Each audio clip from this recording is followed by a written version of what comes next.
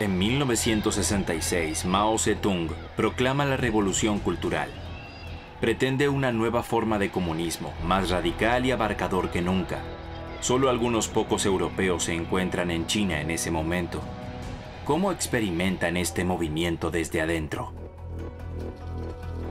En la lejana Europa les fascina a muchos jóvenes. Con la imagen de Mao salen a las calles en contra de sus propios gobiernos.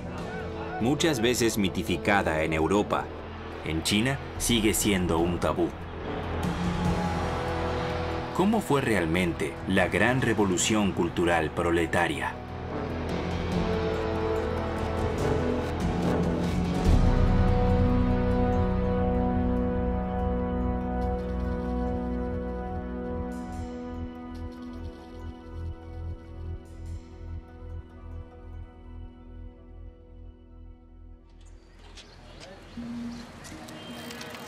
Los edificios residenciales de la Universidad de Lenguas Extranjeras de Pekín. El inglés Paul Krug creció aquí. Actualmente vive en Londres. Su madre se quedó aquí. Paul Krug la visita tan a menudo como puede. Esta mujer de 101 años es uno de los pocos extranjeros occidentales que siguieron entusiasmados el movimiento comunista de Mao desde sus inicios. El padre de Paul, David, vino a China en 1937 como un firme comunista. La joven pareja experimentó muy de cerca el cambio radical de la revolución socialista en el país. Por supuesto que esto me trae recuerdos de lo que sucedió en aquel entonces. Me alegra que algo de aquello haya sido registrado. Creo que es muy valioso. A finales de la década de 1940, los Krug se mudaron a Pekín. La Universidad de Lenguas Extranjeras necesitaba profesores con lengua materna de inglés. Mis padres fueron firmes partidarios de la revolución comunista en China. Eran personas respetadas aquí en la universidad. Hasta el inicio de la revolución cultural estaban muy cómodos. En su adolescencia, Paul Krug también se apasionó con Mao. La idea de ver a Mao alguna vez, incluso a lo lejos, en un evento deportivo, era muy emocionante para mí. Era ese personaje de nuestros libros de texto. Hablábamos constantemente de él. Era similar a los adolescentes que idolatran a sus estrellas del pop. Mao Zedong ha sido venerado desde la fundación de la República Popular Socialista en 1949. A los ojos de la población fue el creador de la nueva China. Después de un siglo de vergonzosa ocupación, guerras y una sangrienta guerra civil, él encarna el nuevo comienzo.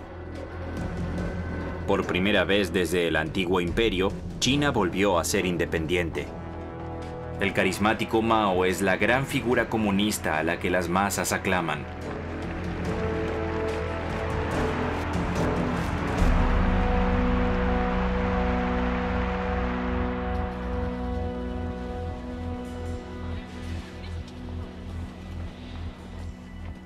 Las vidas de las austríacas Gudrun Albert y su madre Basilia Fang también están estrechamente relacionadas con la China de Mao.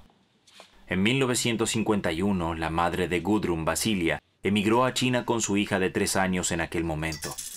La pequeña Gudrun experimentó la propaganda de Mao como alumna de primer grado. La madre de Gudrun, Basilia, a principios de la década de 1950, era madre soltera y se enamoró de Fang Bing, un estudiante chino de ingeniería.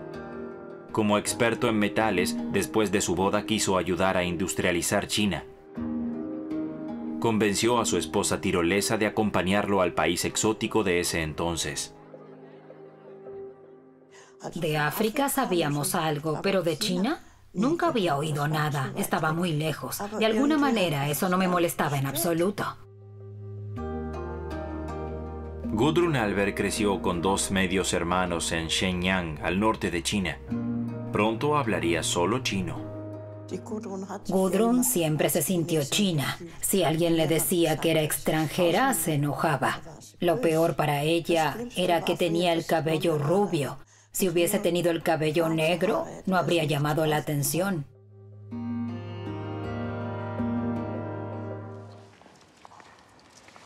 A pesar del culto a Mao y el comunismo, Basilia, que es católica, también intentó educar a su hija en la fe. Como recuerdo de su hogar tirolés, trajo a China una imagen consagrada. Pero la imagen es el arcángel. El pequeño, ¿lo ves? Con las alas. A la mañana, cuando nos despertábamos, a menudo mirábamos la imagen y hablábamos de ella. Ese es el ángel que protege a los niños para que crucen el arroyo sin problemas. En ese momento, madre e hija no sospechaban que el ángel de la guarda alguna vez podría poner en peligro a la familia. En China, la política de Mao penetra cada vez más en la vida cotidiana de las personas. Para el presidente del partido, el desarrollo industrial marcha muy lentamente. Este ordena el gran salto adelante. Solo por la fuerza de voluntad del pueblo, China pronto debería producir más acero que Gran Bretaña. Incluso los campesinos tienen que construir unos altos hornos pequeños. Sin embargo, a medida que se esfuerzan por realizar las visiones de Mao, sus campos se vuelven desiertos. En lugar de crecimiento, viene el hambre. A comienzos de la década de 1960, entre 15 y 30 millones de personas mueren de hambre en China, especialmente en el campo. Los otros líderes del partido se rebelan contra el disparate de Mao e intentan limitar su poder. El pragmático Liu Shaoqi debería sacar a China de la crisis como nuevo jefe de Estado. En esta China sacudida por la crisis, Irene Ekliben acompañó a su esposo Walter, quien viajó a Pekín en 1963 como corresponsal de la agencia de noticias ADN de la República Democrática Alemana. Esta pareja fue de los pocos extranjeros autorizados a ingresar al país. Por supuesto que mi esposo, sabiendo chino, estaba destinado a ir a China como corresponsal. Y como yo era su esposa, me enviaron con él y me pidieron que intentara tomar fotografías. Y entonces recorrí a la ciudad y tomé fotos hasta más no poder. Las fotografías de Irene Ekliben son documentos únicos de la vida cotidiana, pero también de las luchas por el poder político en el país comunista. A mediados de 1960, la situación del país es terriblemente tensa. Detrás de escena, Mao trama planes para su regreso al poder. En 1966 da comienzo. Al principio hay un cartel escrito a mano llamado Periódico de la Pared. Critica el liderazgo del partido de la Universidad de Pekín como revisionista.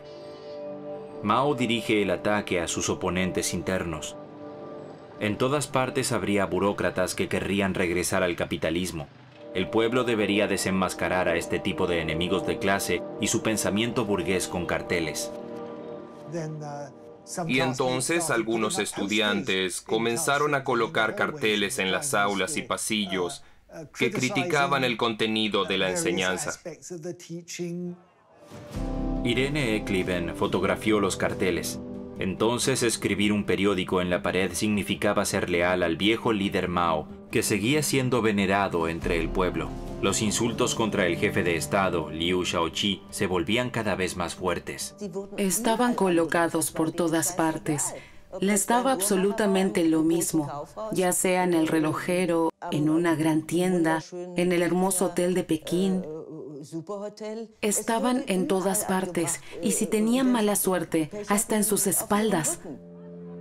Irene Ekliben también fotografió cómo se estaban formando los guardias rojos como grupos de jóvenes movilizados. En la revolución cultural, los adolescentes ya no deberían sentarse disciplinadamente en el aula, sino marchar por el presidente como los jóvenes de Mao. En su nombre, deberían salvar al socialismo en China de sus enemigos burgueses dentro del partido.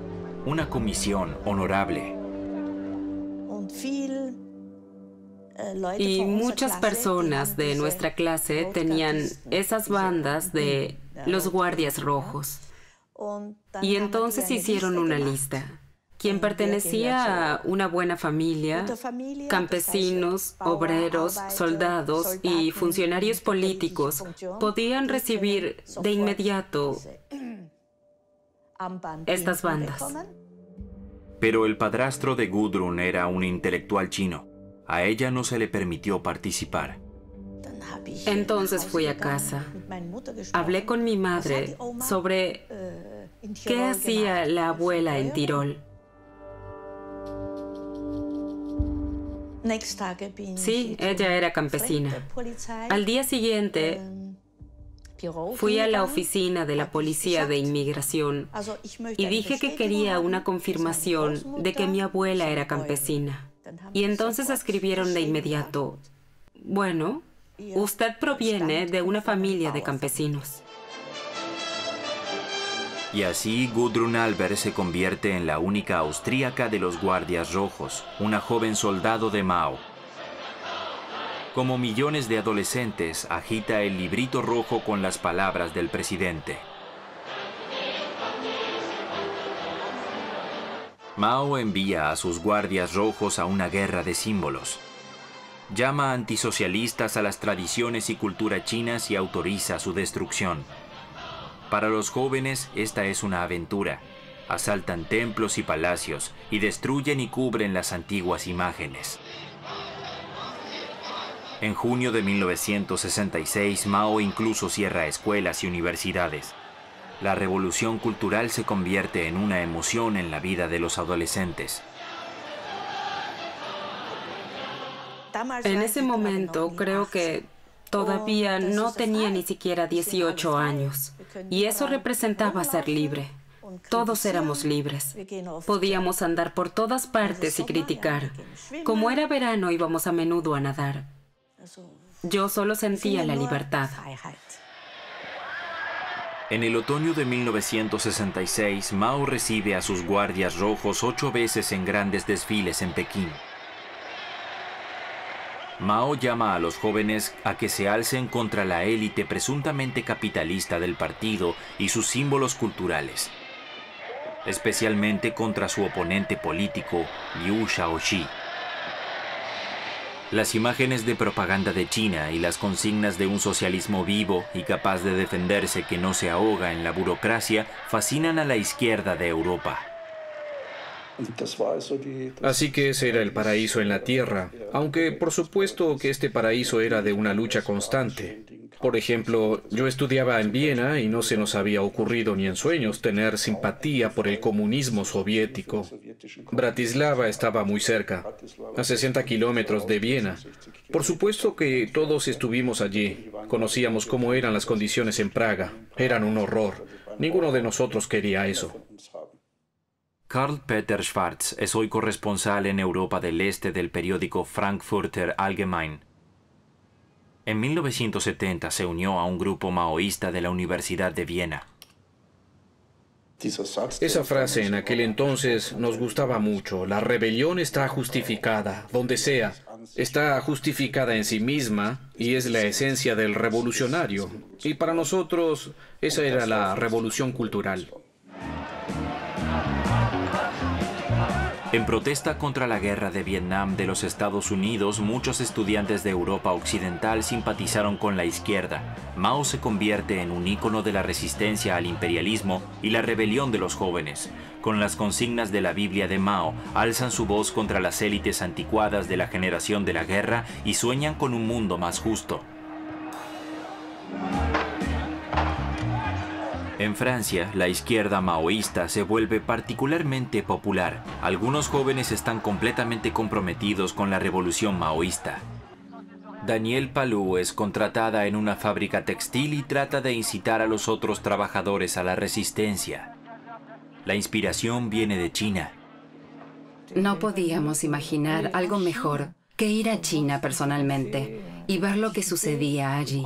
Deseábamos participar en China y aplicar estas experiencias en Francia, porque luchábamos por una revolución y pensábamos que llegaría. Sin embargo, obtener una visa para China es imposible. El país está aislado. prácticamente solo las imágenes de propaganda logran filtrarse. Así que China se convirtió en una especie de pantalla de proyección de nuestras esperanzas revolucionarias. Esto tenía mucho de religioso en el sentido de que queríamos llegar allí. En China avanza la revolución cultural. En lugar de ir a clase, los jóvenes salen a trabajar al servicio de Mao. Los guardias rojos acosan cada vez más a sus supuestos oponentes. En escuelas y universidades comienza una campaña de limpieza contra docentes e intelectuales. Como profesor de inglés en la Universidad de Lenguas Extranjeras, el padre de Paul, David, se convierte en blanco inicial de los guardias rojos. No podía creerlo, y ellos decían que debía ser un error, por supuesto, pero así fue, ya no estaba en casa. Aunque el padre de Paul es encerrado en una cárcel de alta seguridad, la madre de Paul, Isabel, no duda de las visiones de Mao. Estábamos muy preocupados, pero la respuesta era: sigan teniendo fe firme en el partido y fe en las masas, como enseña Mao. Mientras tanto, Mao también permite que luchen para él jóvenes y obreros cuyos padres no sean proletarios.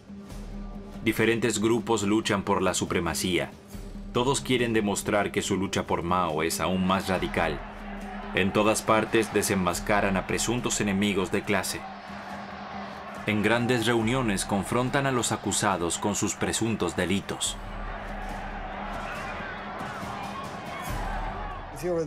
Quien era blanco de estos ataques debía mostrar humildad, y los guardias se aseguraban de que también lo hiciera.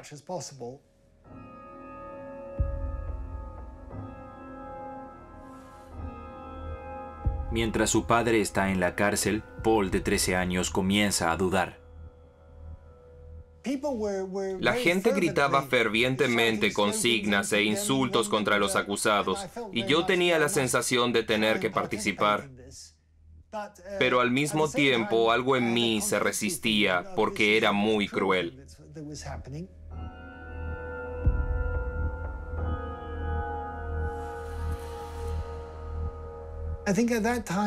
En ese momento, nuestros sentimientos ante tales horrores estaban fuera de balance. Pensaba, esto sucede en todas partes, tal vez sea normal.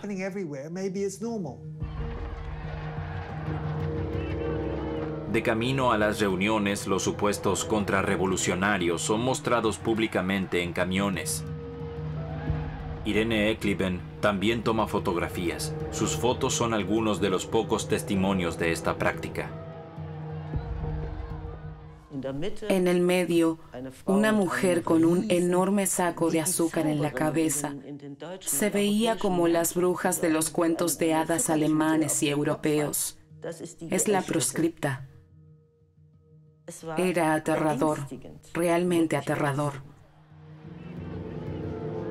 Desde la capital, guardias rojos radicales viajan a todas partes de China, incluida la ciudad de Shenyang, al norte de China. 15 o 16 muchachos pequeños, todos con armas, querían mostrarnos cómo llevar a cabo la revolución cultural, cómo luchar contra esas personas. Los guardias rojos siguen persiguiendo los símbolos de la vieja sociedad. Destruyen todo lo que cae en sus manos. Gudrun Albert teme que la ira de sus camaradas se dirija contra la imagen del ángel de su madre. Ella pensaba, primero quería esconderlo en el sótano abajo. Le dije, por favor, no lo hagas. Pueden venir, pueden buscar por todos lados. Gudrun y sus hermanos persuaden a su madre para que renuncie a la imagen. Entonces la sacaron y la quemaron o no sé qué. La furia de los guardias rojos está fuera de control. A quienes caen en sus manos los encierran en celdas improvisadas. En Pekín, el terror penetra cada vez más profundamente en la vida de Paul Krug. Después del padre, ahora su madre está en la mira. Ella era interrogada una y otra vez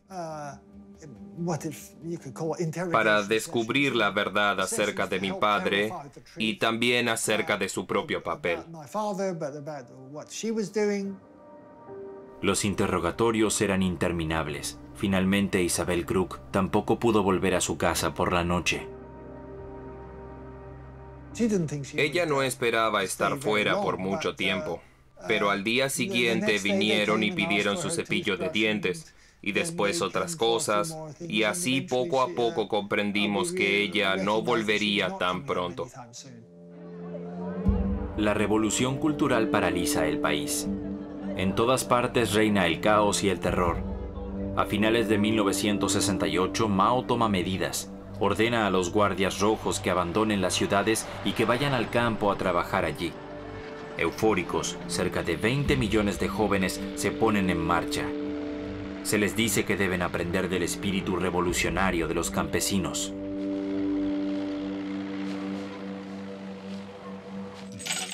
En ese momento llegan a China Dieter y Anne-Kathrin Becker como nuevos corresponsales de la República Democrática Alemana. Como hijos del Estado alemán de obreros y campesinos, tienen una visión benevolente de China y su líder revolucionario. Pekín es el primer puesto extranjero para los Becker. Mao aisló en gran parte a China, incluso de los otros países socialistas. La cobertura periodística de la República Democrática Alemana sobre China excluye casi por completo los excesos de la revolución cultural. Era un país que había hecho un progreso enorme en los años 50. Siempre me había interesado mucho por China. En la República Democrática Alemana teníamos revistas maravillosas sobre China y eso realmente me había atrapado. Y entonces llegas allí y ves que todo el entusiasmo se desvanece por acciones que carecen completamente de sentido. Es decir, no completamente sin sentido. Con ello, Mao Zedong eliminó a sus oponentes, pero eso fue todo. Y todo a expensas de la población normal. Y eso duele.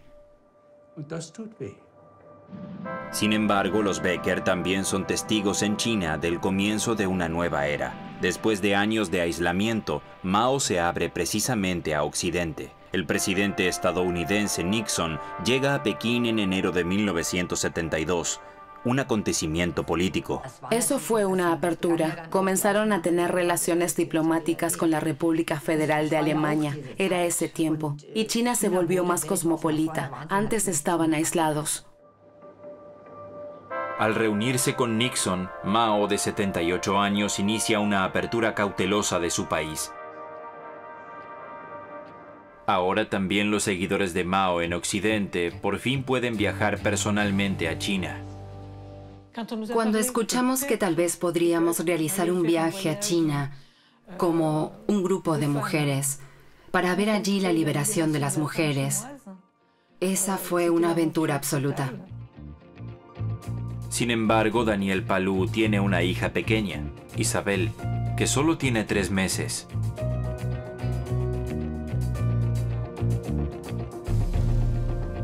Tuve que elegir quedarme con mi hija y seguir amamantándola o ir a China. Pero yo era maoísta y la aventura me atraía.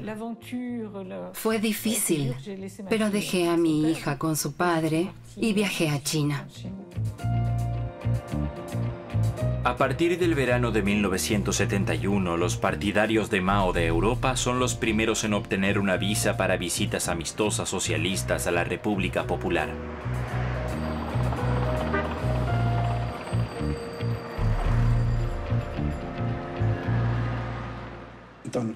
Y entonces llegamos muy tarde en la noche al aeropuerto de Pekín. Y recuerdo que había allí una estatua blanca gigantesca de Mao, iluminada. Y eso fue como la entrada al paraíso. Entonces llegamos, y ahora sí era la gran China la que observábamos. En el lugar, todo un equipo de propaganda les presenta a los visitantes occidentales los logros de la revolución cultural. Y entonces, Comenzaron a darnos un recorrido guiado. Nos llevaron al gran salón popular.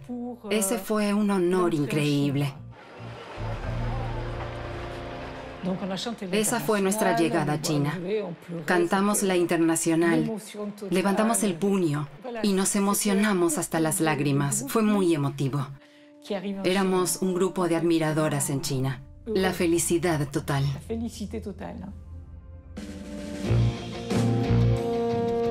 Daniel Palou tiene una cámara de 16 milímetros en el equipaje para filmar a sus camaradas en su hogar. Fuimos a ver las comunas populares y los campesinos trabajando, los grandes proyectos de construcción, las fábricas que aún nunca habíamos visto, las fundiciones donde saltaban las chispas y, sumado a ello, los discursos apropiados. Desde Pekín recorren el país. Las estaciones son similares. En las escuelas vino una joven revolucionaria, regordeta, de los guardias rojos, y pronunció un discurso fuerte contra el director. Y todas esas cosas nos agradaron enormemente. Ahora, según el mensaje, todo es más productivo que nunca gracias a Mao.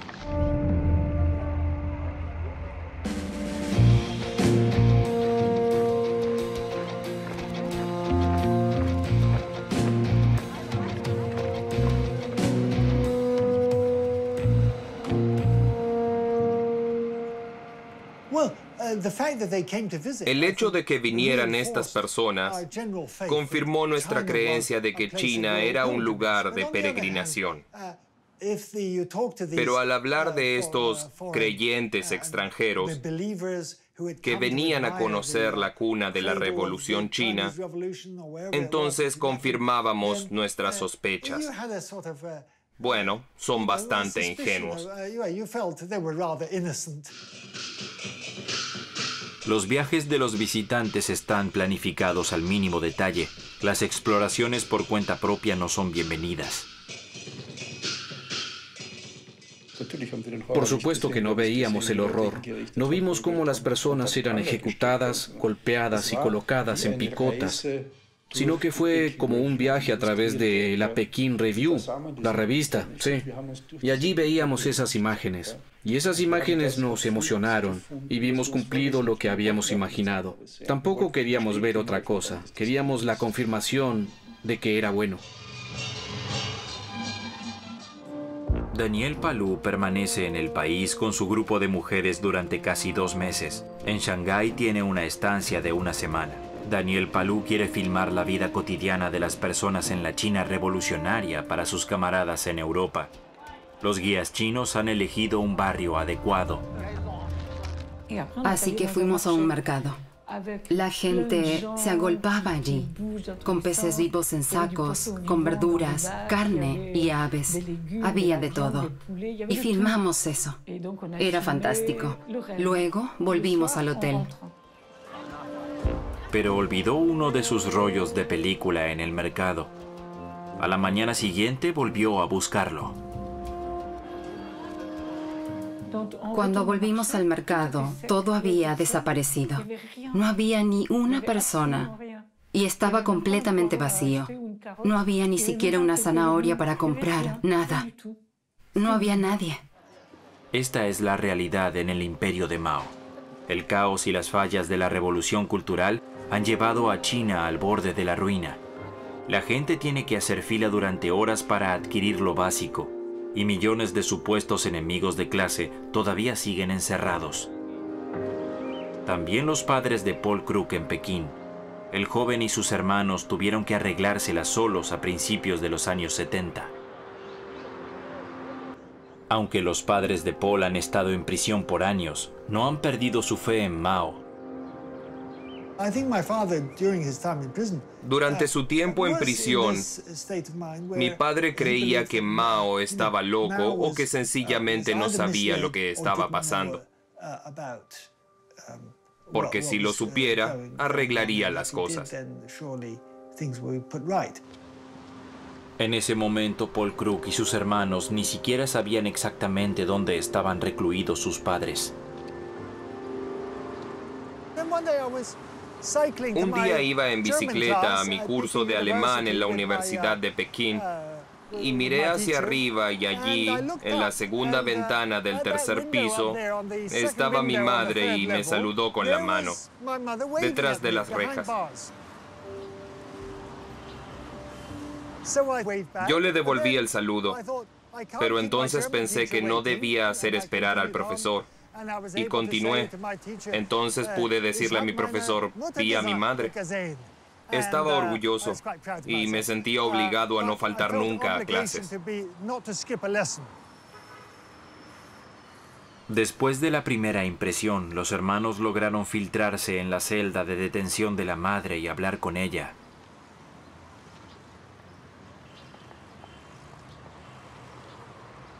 Ella se encontraba bajo observación constante por un par de jóvenes maestros que estaban con ella en la habitación.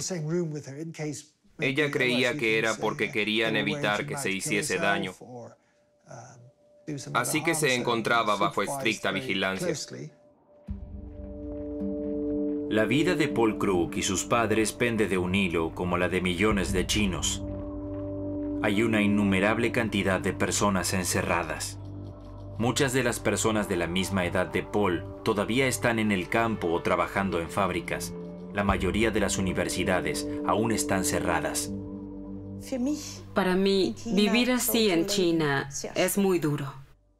A donde vaya, toda la gente me observa. Siempre tengo que ser un ejemplo, comportarme muy bien. Y no tengo libertad, en absoluto. Entonces les dije a mis padres, sí, quiero ir a Austria. Pero Gudrun es apátrida, no tiene pasaporte. Es asignada a trabajar en una fábrica textil y no se le permite salir de China. La vida era impredecible. Mi padre era un apreciado amigo extranjero y fue arrestado de un día para el otro. Pero finalmente fue liberado y rehabilitado. En total estuvo en prisión durante 5 años en régimen de aislamiento. Los primeros 3 o 4 años ni siquiera se nos permitía visitarlo. La madre de Paul también salió en libertad recién a principios de los años 70. Recién entonces la familia volvió a estar junta. A pesar de su persecución política, los padres de Paul no quisieron abandonar la China comunista. Mis padres soñaban con la revolución mundial. Ellos ya estaban en China, pero de nosotros esperábamos que mantuviéramos los ideales sin importar dónde. No pensaban que sus hijos necesariamente tuviesen que quedarse en China.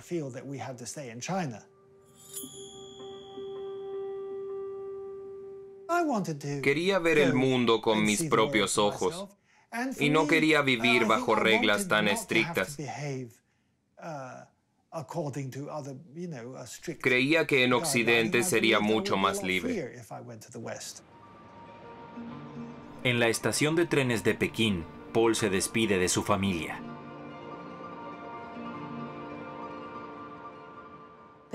Antes de partir, mi padre me dijo, en Occidente hay tantos criminales y mendigos. Si no te sientes bien, regresa inmediatamente.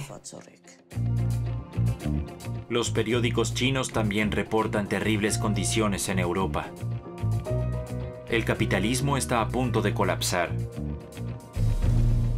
Llena de dudas, Gudrun se despide de su familia y emprende el largo viaje a Austria. En febrero de 1972, Gudrun Albert llega a Viena.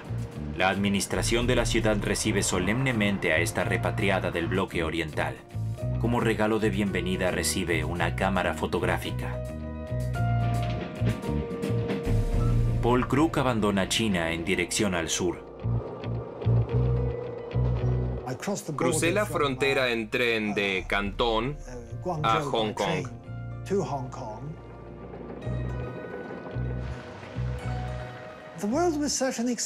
El mundo era tan emocionante. Descubrí el cine y pasé 10 días viendo todo tipo de películas de Hollywood. No conocía a ninguna. En ese momento era joven, todo era nuevo, todo era diferente, y entonces me sentí libre. Nadie me miraba especialmente, me veía igual a los demás. Al llegar a Viena, Gudrun Albert pronto conoció a un joven estudiante que despertó su interés.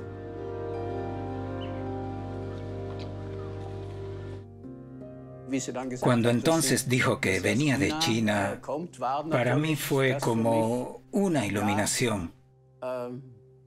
Yo aquí con mis pensamientos comunistas, maoístas, y ella venía de China. Ella sin dudas podía contarme mucho sobre la práctica y confirmarme lo que ya tenía en mi cabeza, por así decirlo. Ya que el estudiante Sebastian Albert era entonces un maoísta convencido. Él dijo que no entendía que yo viniera a Austria si China estaba tan bien. Entonces le dije, bueno, empaca tu equipaje. Viaja a China y al segundo día estarás encerrado. Recién después de que Sebastian Albert renunciara al maoísmo, contrajo matrimonio con Gudrun.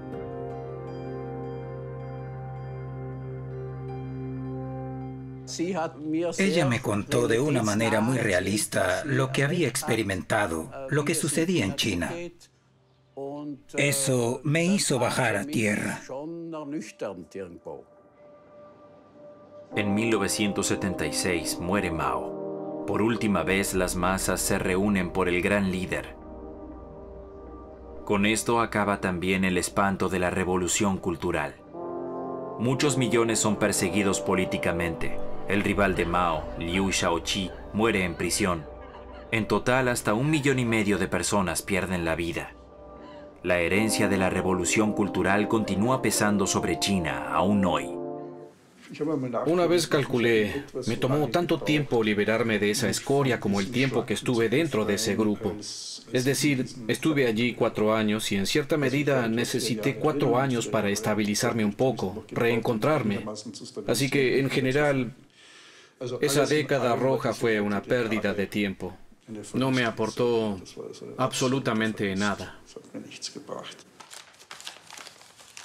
Por primera vez en décadas, Daniel Palou mira los diarios de su viaje a China en 1971. Las frases decisivas son sobre el falso mercado de Shanghái. Estoy desanimada. No quiero seguir trabajando en esta película. Estoy completamente resignada. Ya no entiendo nada.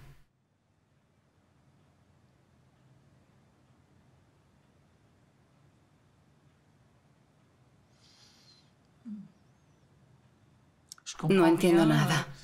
Quiero cancelar todo.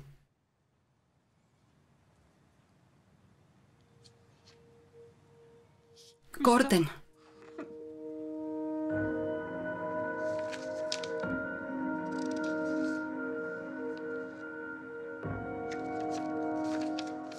Lo mismo debe sentir un niño cuando se le dice que Santa Claus no existe. Crees en Santa Claus y de repente ya no existe. Para mí fue un golpe ese momento en Shanghái. Que no existiera la esperanza de encontrar la sociedad perfecta. Nada que pudiésemos aplicar en Francia.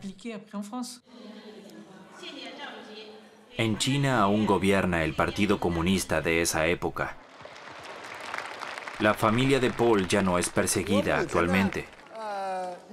Por el contrario, Paul aceptó una invitación a la provincia como reemplazo de su madre. He traído los saludos de mi madre. Ahora los leeré.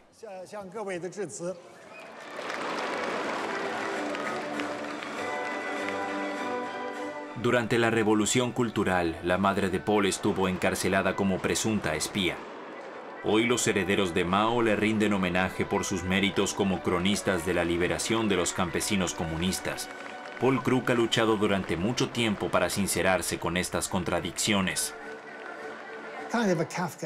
Fue una experiencia kafkiana. Cuando el terror se vuelve demasiado grande para percibirlo como terror, entonces hay que enfrentarlo con la sátira, con un sentido del absurdo. Esa es la manera de manejarlo. Y eso es lo que hice. Le quité fuerza al tratar de no tomar la realidad tan en serio.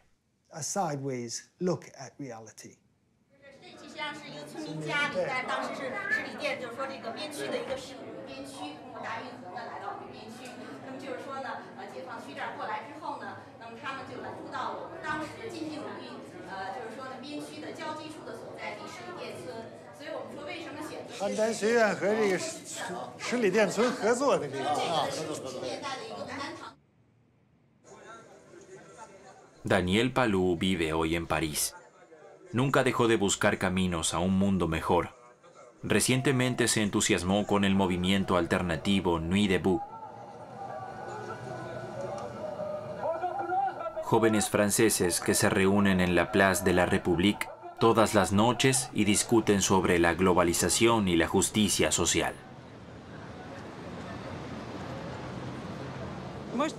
Esto me interesó mucho, porque me recordó a los inicios del 68. Son personas que viven en el mundo de hoy y que cuestionan el sistema. Ella perdió sus ilusiones. Son muy diferentes. Es un mundo diferente. No creen en Mao ni en ninguna revolución. Nosotros queríamos derrocar a la sociedad existente. Ellos quieren mejorar la sociedad y hacerla más humana.